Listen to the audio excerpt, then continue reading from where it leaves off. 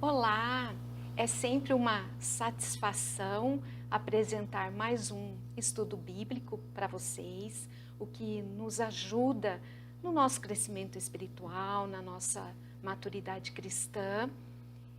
Claro, é um privilégio ter os meios tecnológicos, porque nós podemos participar das aulas no momento que nós podemos, no que for mais conveniente para nós. Mas eu gostaria de reforçar com vocês para não deixarem de congregar, não deixar de estar na igreja. Congregar é o mesmo que fazer parte do corpo de Cristo, é literalmente estar nele, como foi dito, estai em mim, lá em João 15:4. A verdade é que a comunhão e o envolvimento espiritual pleno e absoluto, ele só ocorre em um único lugar, na congregação. É muito diferente eu estar na minha casa sozinha, assistindo a um culto, do que estar presencialmente. É muito melhor, é um crescimento muito melhor. E é da vontade de Cristo. É por esse motivo que os cristãos verdadeiros não devem abrir mão de permanecer congregando. Então, nesse momento, nós vamos iniciar um novo estudo. Eu preparei algo especial que Deus tem colocado no meu coração sobre avivamento. Então, eu passei esses últimos dias lendo, estudando. Então, nesse momento, eu peço ao nosso Deus e Senhor Jesus que nos abençoe, nos dê entendimento, clareza, abençoe a sua vida, que Deus derrame sobre você tudo o que você está precisando e que seja um momento rico, que essa palavra possa prosperar, frutificar nas nossas vidas, tá bem? Vamos lá então? Então, o que é um avivamento? Eu trouxe aqui uma definição que avivamento é o ato de avivar, é o ato de se avivar, ou seja, de se tornar mais vivo, mais ativo, mais intenso, despertado, mais nítido, se tornar mais nítido. Então, esse tem sido um termo bastante usado no âmbito religioso. Nós sempre ouvimos falar sobre avivamento. E aí, por isso que eu quis buscar, me aprofundar mais nesse assunto. E o avivamento espiritual, ele consiste no reforço da fé em Deus pelos cristãos. Se você tem a sua Bíblia e quiser abrir, nós vamos estar meditando agora, lendo Atos dos Apóstolos, o capítulo 4, e depois Joel, o capítulo 2. Então, lá em Atos dos Apóstolos, no capítulo 4, versículos 31 e 33, está escrito assim: tendo eles orado, tremeu o lugar onde estavam reunidos. Olha só, o lugar tremeu. O que é? Que sentido que é isso? Tremer é um sinal de aprovação divina. Então, o lugar onde eles estavam reunidos tremeu. Todos ficaram cheios do Espírito Santo e com intrepidez, ou seja, com ousadia e poder no falar, ousadia e poder vieram do Espírito Santo nesse momento. Então, com intrepidez, eles anunciavam a palavra de Deus. No versículo 32, da multidão dos que creram, era um o coração e a alma. Ninguém considerava exclusivamente sua nenhuma das coisas que possuía. Tudo, porém, lhes era comum. No versículo 33, com grande poder os apóstolos davam testemunho da ressurreição do Senhor Jesus. E em todos eles havia abundante graça, ou seja, havia generosidade cristã. Então aqui nós vemos que o avivamento, ele ocorre de dentro para fora. que o Espírito Santo ele toca o coração de cada um de maneira especial. Então, tal transformação aqui se reflete na vida e nas ações. Tanta dedicação a Deus contagia os demais, fazendo com que o avivamento seja coletivo. Foi o que aconteceu nesse momento aqui narrado no capítulo 4 de Atos dos Apóstolos. Então, muito se fala nas igrejas sobre avivamento. O avivamento ele precisa ser compreendido como uma obra exclusiva de Deus.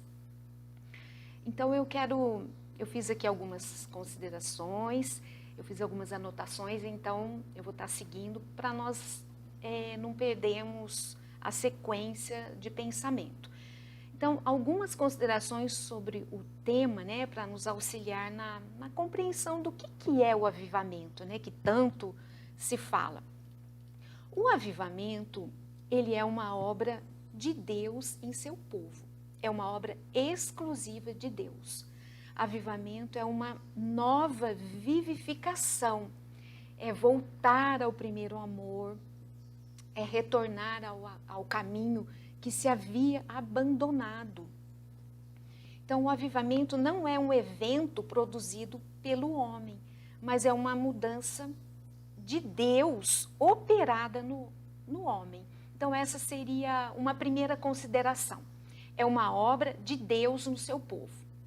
A segunda verdade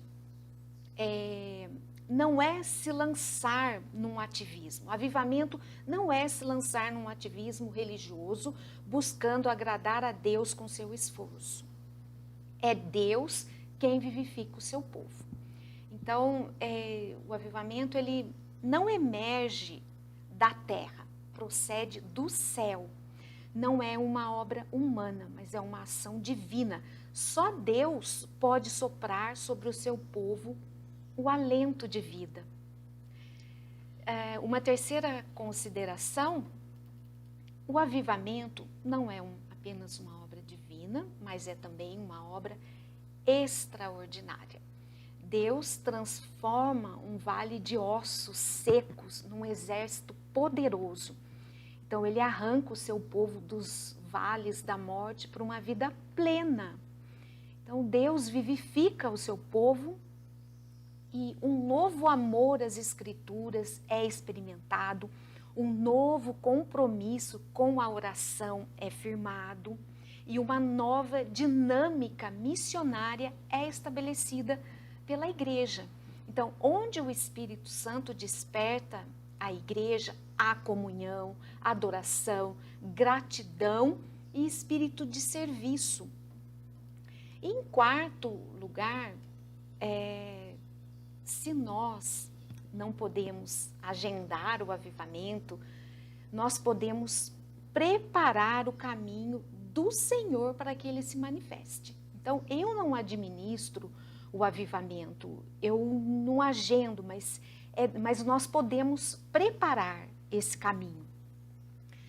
Então, podemos orar, nós podemos nos humilhar, jejuar debaixo da mão onipotente de Deus, rogando a Ele para que o melhor daquilo que já temos experimentado seja o mínimo daquilo que Deus pode fazer em nós e através das nossas vidas.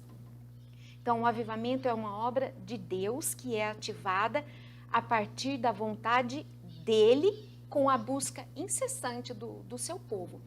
O objetivo é produzir quebrantamento, unidade e intimidade com Deus, com o Todo-Poderoso. Assim, eu vou estar repetindo algumas coisas, porque a repetição é um aprendizado, é uma maneira de aprendizado, né? Então, nós vamos estar falando bastante sobre isso, vamos estar repetindo algumas coisas. Eu quero ler com vocês agora o texto de Joel, capítulo 2, os versículos 12 a 17 e depois 28 e 29. Joel 2, começando lá no versículo 12. aqui vai falar sobre a misericórdia do Senhor. Ainda assim, agora mesmo, diz o Senhor, convertei-vos a mim de todo o vosso coração, e isso com jejuns, com choro e com pranto. Rasgai o vosso coração e não as vossas vestes, e convertei-vos ao Senhor vosso Deus, porque Ele é misericordioso e compassivo, e tardio em irar-se, e grande em benignidade, e se arrepende do mal. Quem sabe se não se voltará e se arrependerá e deixará após si uma bênção, uma oferta de manjares e libação para o Senhor vosso Deus? Tocai a trombeta em Sião, promulgai um jejum santo, proclamai uma assembleia solene, congregai o povo, santificai a congregação, ajuntai os anciãos, reuni os filhinhos e os que mamam. Sai o noivo da sua recâmara e a noiva do seu aposento. Chorem os sacerdotes, ministros do Senhor, entre o pórtico e o altar, e orem. Poupa o teu povo ao Senhor, e não entregues a tua herança ao opróbrio, para que as nações façam escárnio dele, porque hão de dizer entre os povos, onde está o seu Deus? Vamos lá no 28 e 29. E acontecerá depois que derramarei o meu espírito sobre toda a carne. Vossos filhos e vossas filhas profetizarão, vossos velhos sonharão, e vossos jovens terão visões. Até sobre os servos e sobre as servas derramarei o meu espírito naqueles dias. Depois vocês podem se aprofundar e ler o capítulo 2 todo. Então, irmãos queridos, a maior necessidade hoje da igreja, como também foi no passado, é de experimentar um verdadeiro avivamento. Nós não produzimos esse avivamento, né? Como eu acabei de falar, nós não administramos esse avivamento, mas nós poderemos preparar o caminho dele.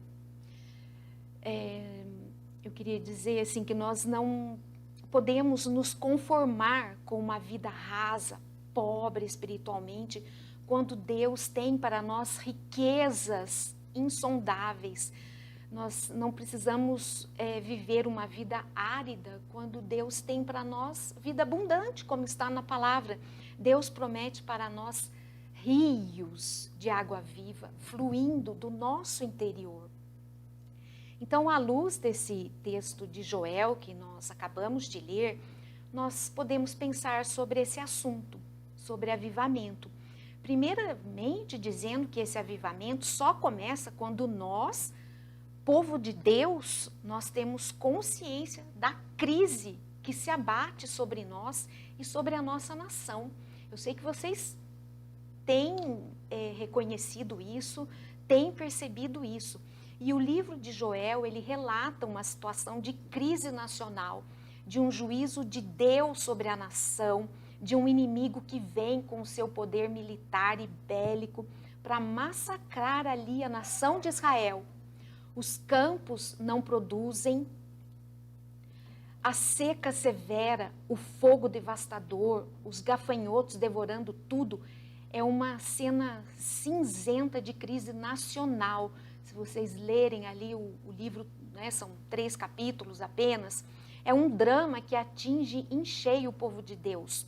E quando olhamos hoje para o mundo, para o Brasil, não importa a condição econômica do país ou das nações, há uma crise, não resta dúvida, a gente tem visto isso, uma crise moral, espiritual, é uma afronta contra Deus, zombaria de Deus, os valores invertidos, a justiça sendo violentada, a moral sendo arrastada na lama, cada absurdo que a gente ouve, que a gente lê, o mundo está rendido ao pecado e à miséria. Livra, Senhor, nós dessa miséria, dessa pobreza espiritual. O que nós vemos? Muitas igrejas se afastaram da verdade, já mergulharam no liberalismo teológico e não creem mais na Bíblia. Né? Igrejas que não têm mais nenhum fervor espiritual, que não creem mais que a palavra de Deus é suficiente. e estão vivendo um marasmo, um deserto espiritual. Você olha para um cenário religioso e vê igrejas e mais igrejas lotadas de pessoas buscando bênçãos, né? Buscando misticismo, sincretismo, um sincretismo religioso, mas não querem Deus, né? Eles querem apenas as bênçãos, trocam Deus pelas dádivas de Deus, estão mergulhados numa espiritualidade completamente fora dos padrões divinos. Então, hoje, mais do que nunca, nós precisamos fazer uma análise do nosso coração, porque se essas chuvas de Deus estão sendo retidas, não é porque os céus estão indiferentes, não é porque a mão de Deus não tem mais interesse em avivar sua igreja. Então, se essas chuvas de bênçãos estão sendo retidas, há um impedimento no caminho, há uma barreira entre as chuvas e a terra seca. Há certamente um obstáculo, uma barreira, e esse obstáculo chama-se pecado. É para que o avivamento, né, e para que o avivamento chegue, é necessário que entendamos essa mensagem do profeta Joel. Então, o avivamento começa também com essa volta para Deus, né? Eu vou estar sempre repetindo, essa volta para Deus, volta ao primeiro amor. E como que é essa volta? Como que é esse processo dessa volta, né? Em primeiro lugar, voltando ali no texto, Joel 2, o versículo 12, está ali, convertei-vos a mim. Então, nós temos muita religiosidade no Brasil. E não se trata de religiosidade. Não é uma conversão a uma instituição religiosa, a um estilo de culto, a uma bandeira doutrinária, por melhor que ela seja. O que diz aí no 12 é uma volta pessoal, é uma conversão pessoal, é um relacionamento pessoal, é intimidade com Deus, é deleitar-se em Deus, é fazer de Deus o centro da nossa vida, da nossa conversa, dos nossos sonhos, dos nossos projetos, da nossa agenda. Então, eu pergunto para você nesse momento, qual que é o assunto ao redor da mesa da nossa casa? Essa é uma pergunta para mim também, para nós todos. Qual que é o papo nas férias, no restaurante? O que que enche o coração? O que faz brilhar os olhos? O que que tem feito brilhar os nossos olhos? Então, às vezes, nós buscamos a Deus num momento de impulso emocional, onde falamos, choramos, onde nós nos alegramos, mas ao sairmos da igreja parece que a conversa é outra, o papo é outro, parece que os desejos são outros. Então, é uma busca rasa, superficial. Então, nós precisamos voltar-se a Deus com diligência, é o que o texto nos diz. Voltar-se a Deus com jejuns. Ele mostra ali como que nós temos que voltar. Encontrar-se com Deus, então, é mais necessário, mais urgente do que se alimentar. Você substitui as coisas boas da terra por aquele que é o doador das coisas boas da terra. Ter mais fome de Deus do que pelas coisas boas que Deus dá, né? Por isso que se fala em jejum, em arrependimento. E o profeta prossegue aí, diz que essa volta tem que ser uma volta sincera. Como que ele fala lá? Rasgai o vosso coração e não as vossas vestes, e convertei-vos ao Senhor, o vosso Deus. Por que que ele diz isso dessa forma? Se nós buscarmos ali a cultura israelita, né, dentro da espiritualidade israelita, numa hora de pânico, na hora de uma declaração muito chocante, de uma realidade muito dura, diante de uma tristeza, o povo rasgava as vestes. E rasgar as vestes passou a ser sinônimo de quebrantamento para o povo israelita. E de repente essa espiritualidade cênica, digamos assim, essa espiritualidade teatral começou a substituir a verdadeira espiritualidade do quebrantamento do coração. Então, o que Deus quer não é uma coisa cênica, não é um teatro, eu diria assim, não é um teatro apenas para os outros verem, para as outras pessoas ficarem impressionadas. Não é isso. Que Deus quer é que o coração lá internamente, né, o nosso coração seja rasgado numa volta para Deus com uma profunda, plena e completa sinceridade. E notem mais, sigam aí no texto, né? O profeta está mostrando para nós a urgência desta volta. Ainda aí no verso 12, ele fala assim, ainda assim, agora mesmo. Ainda assim, por quê? Né? Porque a crise está chegando, porque o juízo está vindo, né? Porque a nação, ela está sob um severo juízo que vai devastar a nação. Deus ainda assim, agora mesmo, é possível reverter esse quadro. Então, nós entendemos que Deus pode reverter esse quadro de miséria. É possível reverter esse cenário terrível. É possível voltar-se para Deus e Deus suspender o castigo e derramar a sua misericórdia. É isso que o texto está dizendo, que Joel, o profeta Joel, está nos falando.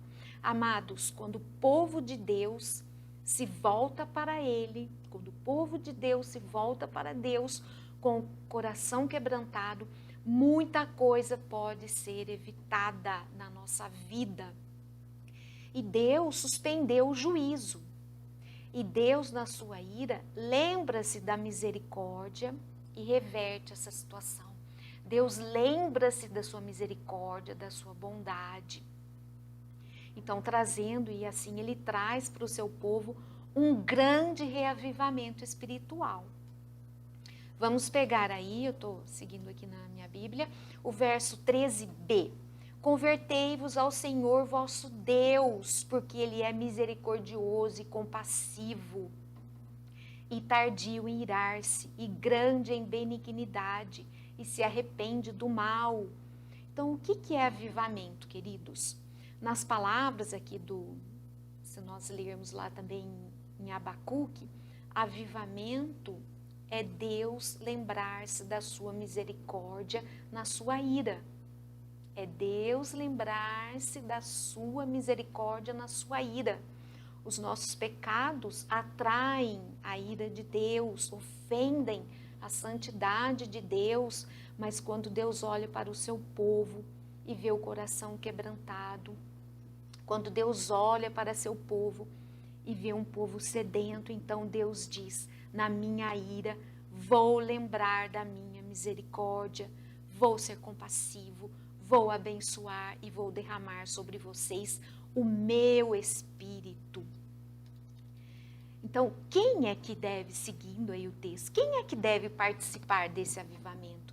Então, o profeta começa a partir aí do versículo 15, tocai a trombeta em Sião. Significa que o juízo precisa começar na casa de Deus. Então, eu estou esperando que o mundo mude, estou esperando que os drogados sejam libertos, estou esperando que os adúlteros tenham uma vida santa, eu estou esperando que os homens desonestos sejam íntegros, estou esperando que o governo seja íntegro, eu estou esperando que seja feita uma faxina na nação? Não, Deus está dizendo, pois eu vou começar esse processo dentro da igreja, eu vou começar esse processo na minha casa. Então, é dentro de Sião que a trombeta vai ser tocada, porque o juízo começa pela casa de Deus. Olha, isso é muito sério. E o profeta diz mais aí, promulgai um santo jejum, proclamai uma assembleia solene, congregai o povo, santificai a congregação. Quer dizer o quê? Ninguém vai ficar de fora. Avivamento não é só para os pastores, presbíteros, diáconos, para os líderes, para os professores. Avivamento é para todo mundo, como está no texto, né? É para as crianças, para os jovens, para os mais velhos, é para todos. Todo mundo é convocado. Olha só que maravilha, ninguém fica de fora. E começa a nominar quem deve estar presente. Vamos lá. Primeiro, quem tem que acertar a vida primeiro? Aí no versículo 16, que ele fala, quem são os anciãos, né? Anciãos, aí na palavra, são os líderes. A igreja é retrato da sua liderança. Isso é muito sério, né?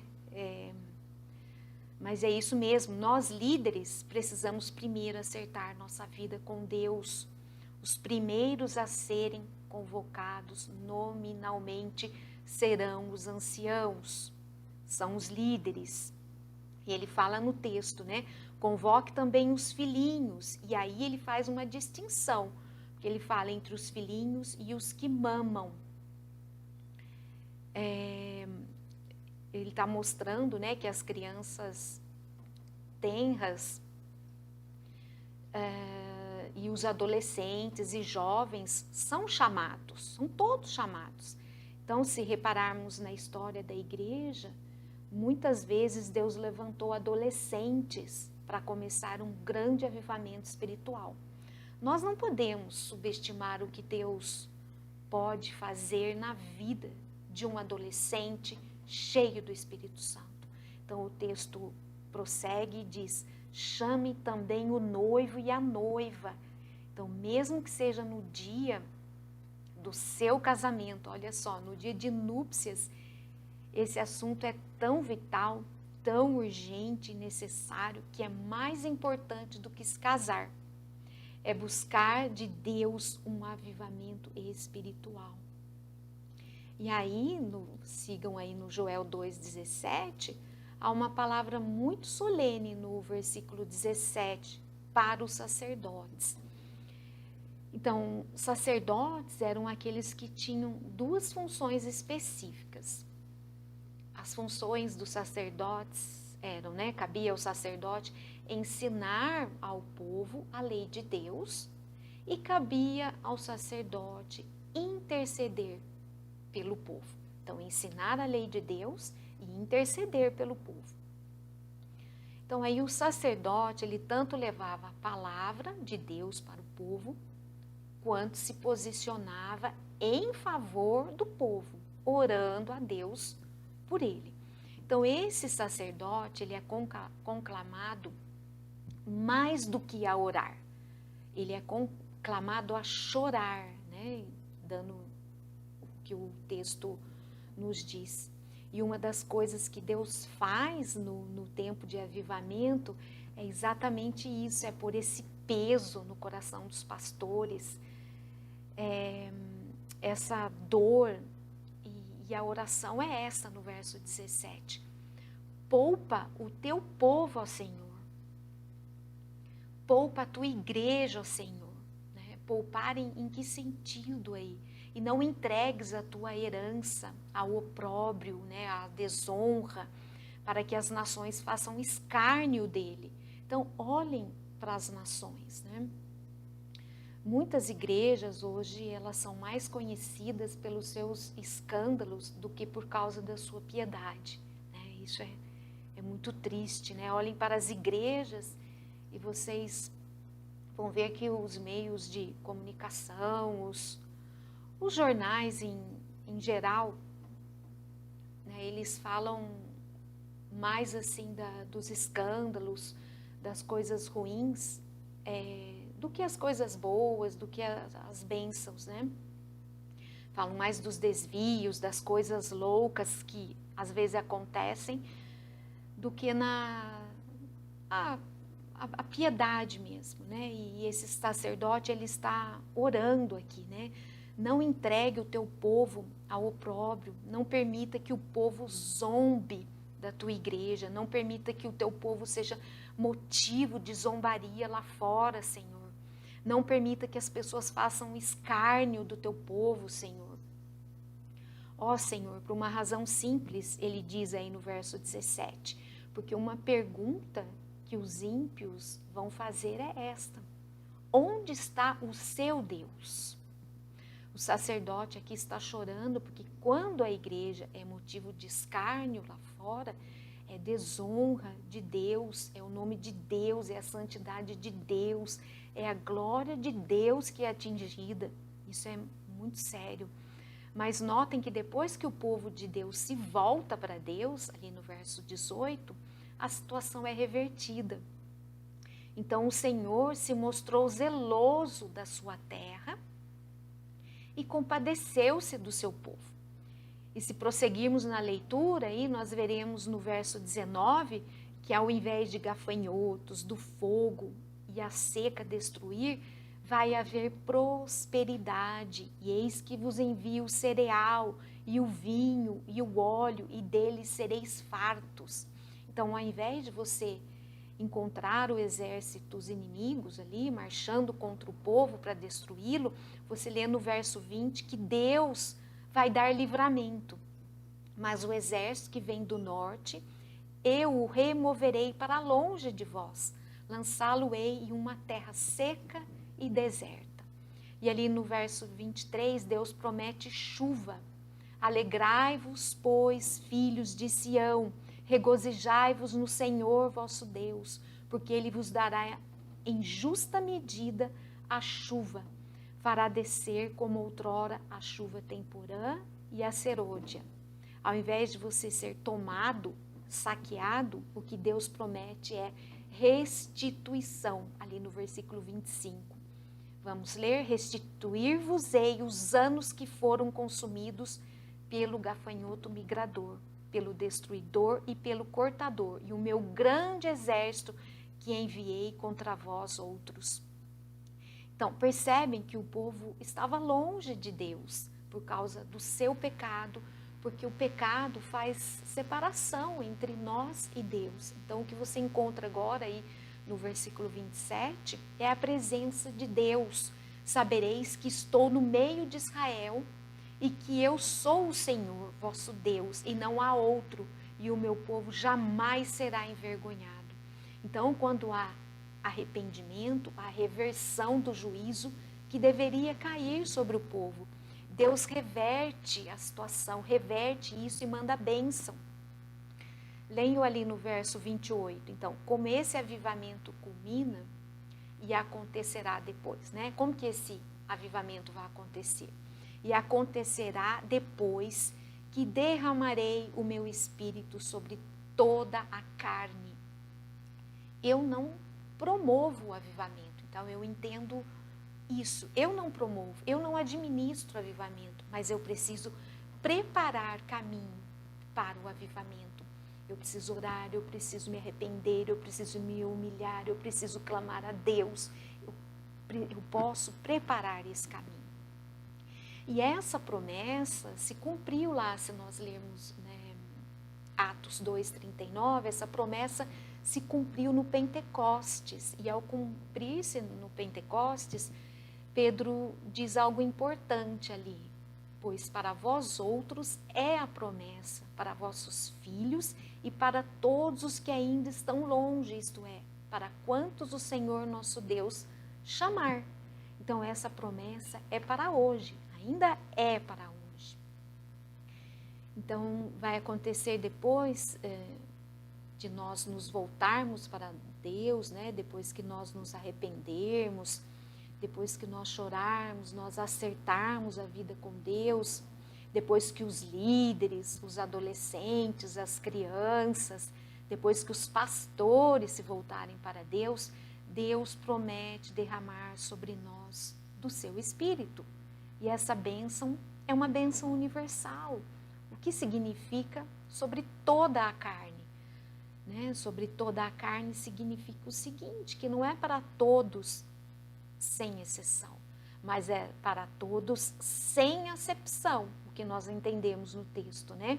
Ele define que é uma bênção abundante, né? Porque ele fala, eu derramarei o meu espírito. Então não é gota, é um derramamento, é uma bênção segura, é Deus quem promete. Então é uma bênção sem preconceito de sexo, porque ele fala filhos e filhas. É uma bênção sem barreira de idade, velhos e jovens. É uma bênção sem preconceito social, porque ele fala servos e servas. É uma bênção que traz esperança. Então, haverá sonhos, haverá visões, que está escrito aí, vossos filhos e vossas filhas profetizarão, vossos velhos sonharão, né? Sonharão coisas novas de Deus, desejarão mais de Deus, e vossos jovens terão visões, né? Os jovens cheios do Espírito têm visões de coisas grandes a serem realizadas para Deus. Então, Deus fez tantas coisas lindas no passado, né? Se recordarmos da nossa história, lembrando de John Wesley, que foi um anglicano, evangelista, fundador do movimento metodista, né? Que por meio das suas mensagens de santidade e mensagens de transformação pessoal, ele provocou transformações profundas, mudanças profundas na Inglaterra do século XVIII, né, que se espalharam por todos os continentes, e nós sempre nos recordamos disso até hoje. Então, se Deus fez, Deus ainda pode fazer. Nós não vamos subestimar o que Deus já começou a fazer na nossa igreja, e nós não podemos nos contentar com o que Deus já tem feito no nosso meio. Nós queremos mais, nós não queremos nada que não venha de Deus, não é mesmo? Mas nós queremos tudo o que Deus tem para nós. E meu desejo é que esse estudo tenha toque no seu coração, que você possa refletir sobre essa palavra, leia novamente Joel 2. É muito bom ter as aulas gravadas, né? Porque nós podemos ouvir quantas vezes precisarmos, fazermos anotações, estarmos sempre relembrando, para que a nossa mente seja ativada, seja sempre voltada, né, para termos uma mente, a mente de Cristo. E convido vocês para estarem sempre conosco. A Igreja Metodista em Lorena tem a escola bíblica dominical todo domingo às 9 da manhã, depois culto à noite às 19 horas. Lembrando que nós temos visto que muitas igrejas nem têm mais escola dominical, e nós temos esse privilégio na nossa igreja aqui em Lorena de termos estudos bíblicos todos os domingos pela manhã, o que nos fortalece, nos dá um crescimento sadio, um crescimento espiritual, nos traz maturidade cristã. É isso que nós precisamos, maturidade cristã. E também temos reuniões de oração todas as terças às 19h30 e quarta às 3 da tarde, pais e mães que oram por seus filhos. Então venham estar presencialmente conosco, está bem? Vou convidar vocês para fecharem os olhos, que nós vamos estar fazendo uma oração a Deus nesse momento para finalizar o nosso estudo, está bem? Senhor, nós te agradecemos pelo privilégio da vida, pela oportunidade de estudar a Tua Palavra, Senhor. Que nós possamos ser sal e luz nesse mundo em trevas, Senhor. Ajuda-nos, Senhor, a sermos sal e luz e espalhar a Tua verdade, espalhar a Tua esperança, Senhor. Que possamos buscar intensamente, incessantemente a Ti, e a Sua vontade seja realizada nas nossas vidas, que a Sua vontade, Deus, seja realizada no nosso meio, no meio do Teu povo, que haja humilhação, que haja arrependimento, que haja acerto de vida perante Ti, Senhor. Ó Deus, ajuda-nos, Senhor, cumpre em nós o Teu querer, a Tua vontade, e usa-nos para a manifestação do Teu reino nesses dias, Pai. É em nome de Jesus Cristo que nós oramos. Amém, Senhor. Muito obrigada pela sua participação. Se você conseguiu chegar até aqui, você é perseverante, continue assim. Grande abraço e fiquem com Deus.